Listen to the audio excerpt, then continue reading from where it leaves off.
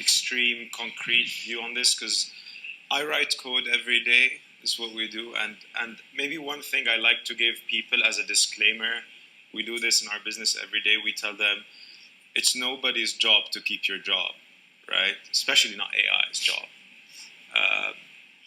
Companies want to do things faster, cheaper, and they want people who write code that don't get sick and take Sundays off. And that's going to remain the fact of the matter for a very long time from now. So there is this sense of entitlement maybe that I see with a lot of people that says, oh, it's my company's job to keep me employed even though AI is going to be better than... No. As humans, and why I like to say things are repetitive, as humans, our most important skill historically has been survival, right? We survive. That's why we all exist in the shapes and forms that we do today. And within the AI age, it's still survival, and it's still going to be survival of the fittest. Now, the learned have not been the best survivors, and they're not the most successful. And you can see this still in today's world. The people who fare much better, say financially or in the business world, are not the most learned people, or are not but they're the best survivors. They're the people who manage to actually adapt and work around, the changing conditions much faster than everybody else. I tend to disagree a bit about there is ambiguity of where AI is going to take us. At least in my line of work, it's extremely clear where we're going to be in 10 years from now. If AI delivers on its promise, we still have a big question mark on when. Is it going to be in 5 years? Is it going to be in 10 years? Are we overestimating the power of compute? Are we underestimating? But it's coming. We know it's coming. And it's going to come in a way where there is going to be a big eradication of a certain layer of employment and a certain layer of work that people are just going to be very inefficient about in doing. And AI is going to be just so much more efficient at doing this that there will be no reason for human in the loop to exist anymore. So my thinking is that the best skill, or what do people need to learn, and this is another thing that I say that I always say that's very troublesome, is the better technology gets, the worse formal education becomes, because the more technology is becoming, the better technology is becoming, the formal education institute is just lagging further and further behind. I can ask everybody here in the room how much they've used out of their formal education in their daily jobs, and not much for most people who are not, super technical in their jobs. So with AI, this is not the kind of education that you're going to be getting in university, and this is not a 4-year program that you're going to go into and go out ready for the AI age. Like it was just mentioned, a model took a week to become outdated. Imagine about spending 4 years in university studying about something. By the time you graduate, it's history, it's ancient science. So I believe that the Formal Education Institute is going to have to reconfigure itself out. How it impacts us personally at Astra, the hiring age dropped significantly. That's something that I found that has been very interesting. So we're really starting to look at people in their very early 20s, maybe 19, 18, joining and becoming the most efficient, the fastest producing developers that we have. And this is because they're all self-taught. They haven't followed any set of instruction that promised them, just finish this 4-year course at Harvard and you're going to be the smartest guy in the room. None of that. So I think this is, a very significant change that is happening, and I think that's going to impact all the way across the board. So if there is one thing I can speak to with full confidence is the focus needs now to be not on how to engineer the robotics, but to really understand what is this robotic or what is this AI capability going to be able to do. And just very quickly to finish off with an example, I was asked by one of the most prominent, bank CEOs of our region is, what are banks going to be, what is the AI bank of the future going to look like? And I'm like, I don't think an AI bank or the bank of the future is going to be selling bread. It's still going to be doing banking services, but it's going to be able to write you a loan in 3 seconds instead of 3 months and is going to use one person instead of 300 people. That's what the bank of the future will look like. And you can apply that across the board to almost every other industry. Are academic institutions getting it right? Because we're talking about the length of time it takes to acquire, maybe a more traditional degree. Are institutions responding fast enough to the pace of change that we're seeing in this technology? Absolutely not. And I think this is one of the reasons why we should have started planning for this 20 years ago, when we could start to see on the horizon that these kinds of changes were coming down the pipe.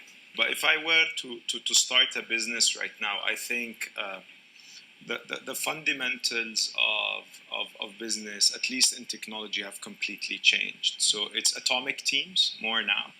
If we look at the past, in order for you to be $1 billion business, you had to have tens of thousands of people. Now the focus is, can you do it with 2 people? Can you do it with 3 people? Can you do it with 10 people? And I know when we're looking at an acquisition or at a company, the lesser people, the better. So atomic teams and things that don't really need a lot of people to operate. That's one. Welcome to the Crypto Teacher. And I come back with that video just to make you think.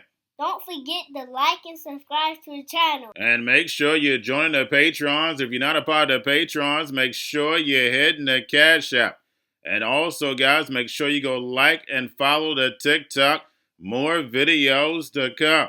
And we constantly have these think tanks talking about AI and how fast it's coming, what it's going to do. But they never prepare the people. We know in our educational system, whether you're K through 12 college, they're not preparing the kids for the locomotive that's about to come. And we know that is for a reason, especially if you have a spiritual connection and you understand what the metaverse is for. And that's the reason why I play those Jerome Powell clips, because he's letting you know a lot of people are going to be left behind. You don't think they know that? The Fed has every statistic known to man. They know how this is going to affect the middle class and those who are in poverty. And that's the reason why they're testing UBI in just about every single country. But we know if you allow the government to feed you, they're definitely going to starve you. And that's the reason why it's so important to get yourself educated. Learn the technology, especially if you're young, because you'll be able to use this technology, become a millionaire, billionaire with maybe 3 or 4 of you. That's all you're going to need is a few like minds. Because like I told you in the NWO book, your corporations are going to be the new government, and they don't want to pay you. And the crazy part about it is, the sheep know this, but they rather stay distracted on things that don't matter. But we have all this technology knocking on the door, especially for the repetitive jobs, and that's majority of middle class. So while the robots, algorithms, and drones take the economy over, pay each other with crypto, the sheep are about to go inside the metaverse. Get that free money, but little do people know. That money is going to be programmable, telling you what, when, and how to buy, and you have 3 to 6 months to spend it or poof, it's gone. And while you're entering into the metaverse, you'll be able to be downloaded. And of course, if you can be downloaded, they can delete you, because all you're going to be is data and the human video game. And remember, the Crypto Teacher told you, because he knows when it comes to the NWO, it's all planned out. You have a wonderful day. You're looking at AI as it exists now, or as it will exist over the next decade. And there are plenty of experts who are predicting that by the end of this decade, so 6 years from now, we will have AI systems that exceed human capabilities in every dimension. So that literally means that there isn't a job that the AI system won't be able to do cheaper and better. And interestingly, for a long time, economists would give you a theorem with Greek letters saying, we can prove that there's no such thing as technological unemployment.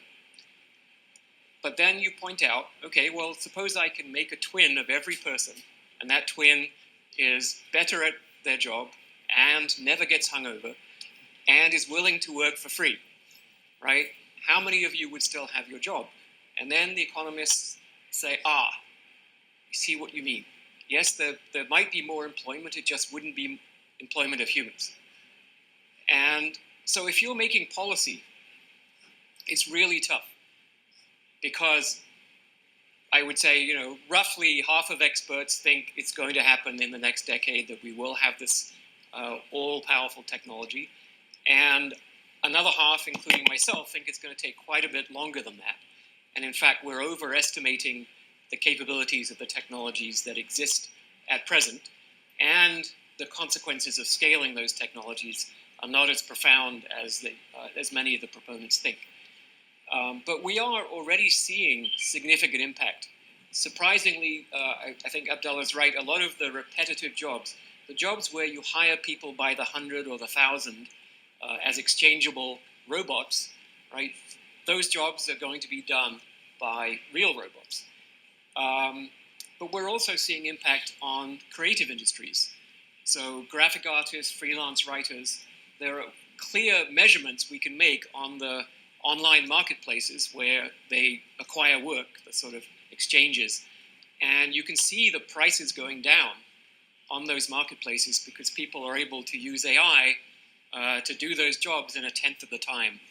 And parents, when I give talks to the general public, it's not so much, are they going to take my job? It's, what are my kids going to do? What should I teach them? What courses should they take? And in the near term, there will be demand for AI engineers and robot engineers, but in the long term, it's got to be interpersonal skills, right? It's going to be a very different kind of economy when the production of the basic wherewithal of life is turned over to machines.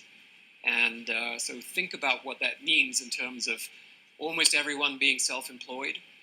Because not all of AI is swell. We know that there are hallucinations. And if AI does develop in absence of human intervention or human influence, then how do you trust that what you're seeing is actually real? And that's going to be a key question. And how do you trust your universities to deliver the skills that you need to advance?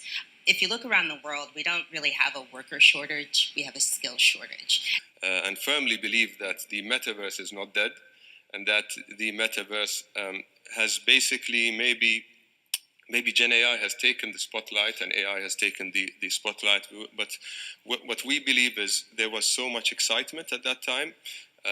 There has been a filtration of ideas throughout the journey, and then obviously we were all busy with the Gen AI output. And currently we sit in a position where we believe there's a balance between how much we're going to extract value out of this digital world. There's still more patience on the quality of the hardware, the quality of the immersive experience, and what it could be used for. So our main outcome was to actually cherry pick a few ideas and a few sectors that we believe will still continue to be a priority for the metaverse: entertainment, construction. Of course, health tech will be something that's extremely important. So it's still hanging in there, and we still believe that, it will have its big say once maybe the plug-in of AI comes into the story as well, and then we'll come back, and we'll come back strong again with our council, and that's why we're still hanging in there. Going to a different economy, and we're going to be learning more about that as we go. But clearly, we're learning that things can be done from remote locations. We're learning that technology can replace people even more than we thought. We're not going back to the same economy. We're recovering, but to a different economy, and it'll be one that is more leveraged to technology. And I worry that that is going to make it even more difficult than it was for many workers. In Silicon Valley, and my friends who work in technology know that what we did to the manufacturing workers, we are now going to do to the retail workers, the call center workers, the fast food workers, the truck drivers, and then even bookkeepers, accountants, insurance agents, lawyers, and on through the economy.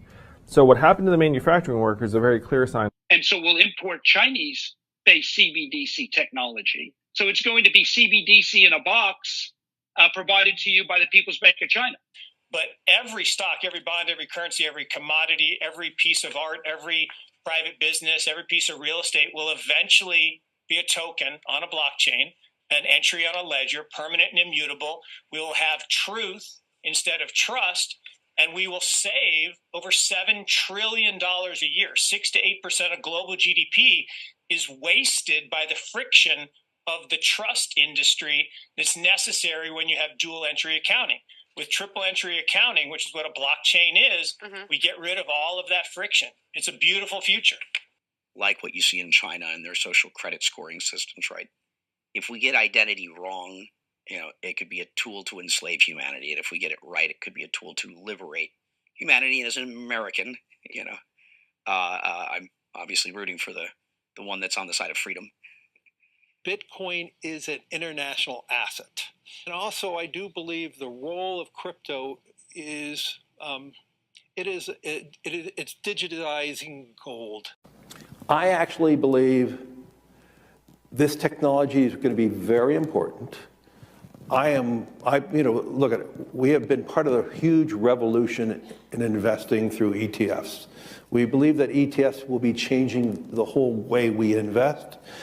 Many people still use it as a means, people are investing it for indexing. No, the majority of people who are putting money in in ETFs are active investors that are buying exposure. The entire bond market is being transformed as we talk right now. I believe the next generation for markets, the next generation for securities will be tokenization of securities. And if we could have that distributed ledger that we know every beneficial owner, every beneficial seller, we all have our code of who's buying, who's selling, instantaneous settlement. And think about it, it changes the whole ecosystem. Chinese bank ICBC has been hit by a ransomware attack, and the U.S. Treasury market, as a result of that, has been disrupted. This, according to the Financial Times. We're getting more right now with Bloomberg's Shonali Bassick. Shonali, what do we know? Listen, we have the Financial Times now reporting that ICBC, one of China's largest banks here, was hit with a ransomware attack. And remember, they're a very significant intermediary in the Treasury market. The SIFMA has told its members that this has been part of the reason here that the system is kind of clogged up, if you will, during that auction that we saw a little bit before. The attack had prevented ICBC, according to the Financial Times, from settling Treasury trades on behalf of other market participants. A large executive at a major bank also telling the paper that such a large party on the fixed income clearing corp creates major concerns, potentially impacting the liquidity of Treasury markets. Now, it was not just a poor auction.